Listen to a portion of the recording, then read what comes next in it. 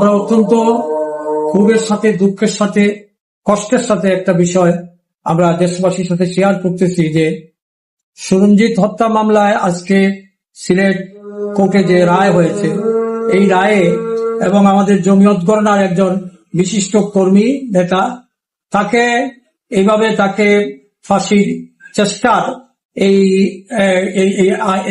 কেসে তাকে মানে ফাঁসি দেওয়া হয়েছে। এটা আমরা তীব্র নিন্দা জানাই।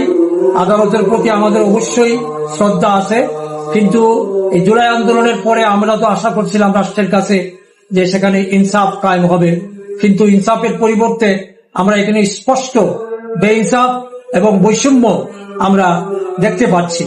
এটার আমরা তীব্র নিন্দা জানাই, ক্ষোভ জানাই এবং সাথে সাথে সংশ্লিষ্ট সকলকে এই বিষয়ে আমরা সঠিক পদক্ষেপ নেওয়ার জন্য উদাত্ত আহ্বান জানাই। সৈয়দ নাঈমের নিঃশর্ত মুক্তি কামনা করছি।